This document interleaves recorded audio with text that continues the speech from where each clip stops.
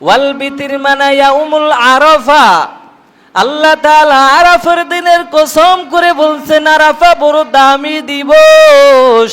জিলহজ মাস অত্যন্ত ফজিলতপূর্ণ মাস এবং দুনিয়াতে যত রজনী আছে, যত দিবস আছে, ইবাদতের যত মৌসুম আছে, সব চাইতে শ্রেষ্ঠ মৌসুম হলো জিলহজের প্রথম 10 দিন। এবং হাদিসের মধ্যে বলা হয়েছে যেই বান্দা জিলহজ মাসের প্রথম দশকের রোজাগুলো আদায় করবে, আল্লাহ তার 2 বছরের গুনাহ মাফ করে দিবেন। জিলহজ মাসের 1 তারিখ থেকে 9 তারিখ পর্যন্ত 9টা রোজা রাখলে কয় বছরের গুনাহ মাফ? 2 বছর। 2 বছরের গুনাহ কি হয়ে যাবে? আল্লাহ তাআলা মাফ করে দিবেন। আমরা তো জীবনে অনেক রোজা রেখেছি। এই জিলহজ মাসের রোজাগুলো, বিশেষ করে ইয়াউমুল আরাফা, 9 জিলহজের রোজাটা, আরাফার দিনের রোজাটা অত্যন্ত গুরুত্বপূর্ণ রোজা। এই রোজার ফজিলত অনেক বর্ণিত আছে, অনেক ফজিলতপূর্ণ। একটা কাজের হুকুম করবেন, আদায় করা ওয়াজিব, ফরজ। এজন্য আল্লাহ বলছেন ওয়াল ফাজরি ওয়া লায়ালিন আশ। আমি আল্লাহ সকালের কসম করে বলছি, সকালের শপথ। ওয়া লায়ালিন আশ, জিলহজের 10 রজনীর কসম। জিলহজের 10 রজনী বড় দামি। ও দুনিয়ার ইমানদার, সারাটা বছর যেমন আড্ডা দিয়ে ঘুমাইয়া ঘুমাইয়া সময় কাটাইছো, এই জিলহজের 10 রজনীতে ঘুমাইয়া ঘুমাইয়া সময় কাটাইও না রে বাবা। কেন বলে জিলহজের 10 রজনী বড় দামি। ইবাদত করলে জীবনটা পাল্টে যাবে, জান্নাতের মেহমান হয়ে যাবে। আল্লাহ আবার বললেন ওয়াশ-শাফঈ ওয়াল ওয়াতর। আল্লাহ বেজোর জোর উভয় দিনের শপথ করেছেন। ওয়াল বিতির মানে ইয়াউমুল আরাফা। আল্লাহ তাআলা আরাফার দিনের কসম করে বলছেন আরাফা বড় দামি দিবস। আবার আল্লাহ বললেন ওয়াশ-শাফঈ। শাফউন দ্বারা উদ্দেশ্য ইয়াউমুন নাহার, কুরবানির দিন। আল্লাহ কসম করে বলছেন কুরবানির দিনটাও বড় দামি দিন। জিলহজের 10 তারিখ বড় দামি দিন। ইয়াউমুল আরাফা বড় দামি দিন। ও মুসলমান, অযথা সময় নষ্ট করিস না। এই জিলহজের 10টা রজনীতে রাত জেগে ইবাদত করো, নফল নামাজ আদায় করো। জীবনে তো অনেক ঘুম ঘুমাইছো, কবরে গিয়া আরো ঘুমাইবি। তবে বান্দা, কবরে যাওয়ার আগে যদি কবরের সামান নিয়ে না যাও, ওই অন্ধকার কবর আমাদের জন্য ভয়ঙ্কর জায়গায় পরিণত হয়ে যাবে। দুনিয়ার বিভিন্ন জায়গায় যখন ভ্রমণ করার জন্য যাই, 2-3 দিনের জন্য সামানা, কাপড় চোপড় সব কিছু ব্যাগ গুছাইয়া গুছাইয়া রাখি কি রাখি না? কারণ আমি যদি ঢাকায় যাই, ওখানে গোসল করতে হবে, লুঙ্গির প্রয়োজন আছে, জামার প্রয়োজন আছে, সব কিছু নিয়ে নিলাম। ও দুনিয়ার ইমানদার, কবরে যাবি, ওই কবরে কি আমল নিয়ে যাইবা? ওই সামানাটা যদি তুমি ঠিক করিয়া না যাও, কবরে বিপদে পড়বা। চতুর্দিক থেকে সাপ বিচ্ছুর বড় ভয়ঙ্কর কামড়।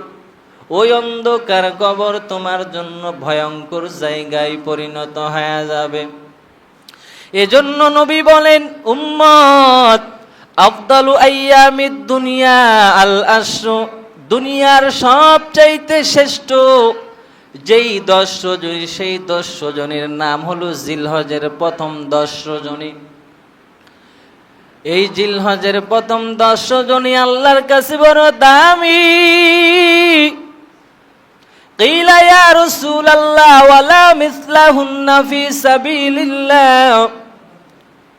এক সাহাবী আমার নবীকে প্রশ্ন করলেন, ইয়া রাসূলুল্লাহ, জিলহজের প্রথম 10 জনের সমতুল্য সমকক্ষ বরাবর কি আল্লাহর রাস্তায় জিহাদ করাও হবে না নাকি?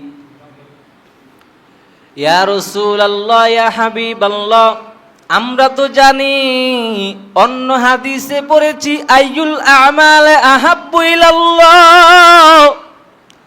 ইয়া রাসূলুল্লাহ, সবচাইতে উত্তম আমল কি জানায়া দেন? নবী বললেন, না সলাতু আলা ওয়াক্তিহা, সময় মতো নামাজ পড়া আল্লাহর কাছে সবচাইতে শ্রেষ্ঠ ইবাদত। আবার প্রশ্ন করলেন, ইয়া রাসূলুল্লাহ, সুম্মা, এরপরে আমলটা কি জানায়া দেন? নবী বললেন, বিররুল ওয়ালিদাইন, মা বাবার খেদমত করা শ্রেষ্ঠ আমল। সাহাবীটা আবার প্রশ্ন করলেন, আইয়ুল আমালে আহাব্বু ইলাল্লাহ, ইয়া রাসূলুল্লাহ, এরপরে শ্রেষ্ঠ আমল কি? নবী জানায়া দেয়, আল জিহাদু ফি সাবিলিল্লাহ, আল্লাহর রাস্তায় জিহাদ করা শ্রেষ্ঠ আমল। এখন জিলহজের প্রথম 10 জন এত দামি, আল্লাহর রাস্তার চাইতো দামি নাকি? এবার নবী বললেন, ওয়ালা মিস্তাহুন্না ফি সাবিলিল্লাহ, বলে হ্যাঁ হ্যাঁ, জিলহজের প্রথম 10 জনের এত মর্যাদা, আল্লাহর রাস্তায় জিহাদে যাওয়ার চাইতো শ্রেষ্ঠ ইবাদতের নাম হলো জিলহজের প্রথম 10 জনই। ইল্লা রাজুলুন আফালা ওয়াজহাহু বিতুরাব, জিহাদে গেলে 2 শ্রেণীর মানুষের অবস্থা হয়ে দাঁড়ায়। এক শ্রেণীর মুজাহিদ কাফের আর মুশরিকদের সাথে জিহাদ করতে করতে, লড়াই করতে করতে শাহাদাতের মর্তবা লাভ করে। আরেক শ্রেণীর মানুষ কাফের আর মুশরিকের সাথে জিহাদ করতে করতে গাজী হয়ে আবার নিজের ঘরে ফিরে আসে, অর্থাৎ মৃত্যুবরণ করেন না। নবী বললেন, যারা আল্লাহর রাস্তায় জিহাদে গিয়েছেন, জিহাদ করে যারা শাহাদাতের মর্যাদা লাভ করেছে, এরা জিলহজ মাসের চাইতে শ্রেষ্ঠ।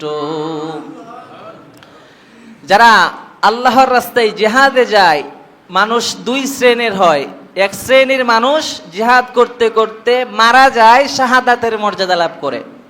আরেক শ্রেণীর মানুষ জিহাদ করতে করতে গাজী হয়ে যায়, অর্থাৎ বাড়িতে ফিরে আসে, মরে না। তো যেই লোকগুলো জিহাদে শাহাদাত বরণ করে, এই লোকগুলোর মর্যাদা জিলহজের থেকে বেশি। আর যেই লোক জিহাদ করে বাড়িতে ফিরে আসে, এই লোকগুলো জিলহজের মর্যাদার সমকক্ষ হতে পারে না। আজকে মাইক গলা টানতেছে, কারণটা কি? এর আগে তো গলা টানে নাই, নাকি সাউন্ডের সমস্যা আছে?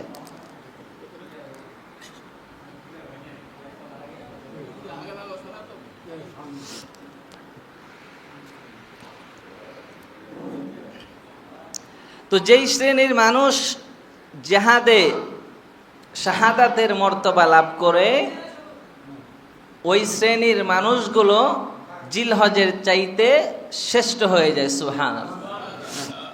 ভাইরা আমার, এজন্য আমার নবী আবার জানায়া দেয়, ক্বালান নাবিয়্যু সাল্লাল্লাহু আলাইহি ওয়া আলিহি ওয়া সাল্লাম, মা মিন আইয়ামিন আহাব্বু ইলাল্লাহ আইয়ুতাআব্বাদা লাহু ফিহা মিন আশরি জিলহিজ্জাহ। আল্লাহর নবী বলেন, দুনিয়াতে যত দিবস রজনী আছে, লাইলাতুল কদর আছে, শবে বরাত আছে, আর যত দামি দিবস রজনী আছে, এই দিবস রজনীগুলোর মধ্যে ইবাদত করার চাইতে জিলহজ মাসের দিবস রজনীগুলোতে ইবাদত করা শ্রেষ্ঠ। কেন? ইয়াদিলু সিয়ামু কুল্লি ইয়াউমিন মিনহা বিসিয়ামি সানাতিন, জিলহজ মাসের একদিন রোজা রাখলে অন্য সময় 1 বছর রোজা রাখার সওয়াব। 1 বছরে 365 দিন রোজা রাখা কি কষ্ট?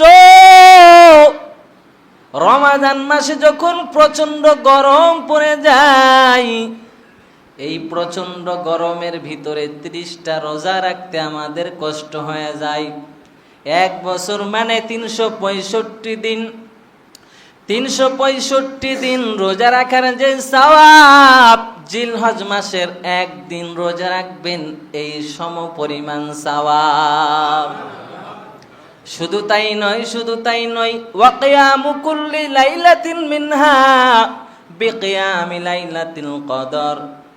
নবী আবার জানা দেয় এই দিবসের এত দাম, জিলহজের একটা রাত জেগে ইবাদত করবেন সবে কদরের মতো সমান ইবাদত। এই জিলহজ মাসে একদিন রোজা করবেন, অন্য সময় 1 বছর রোজা করার সমান সওয়াব পাবেন।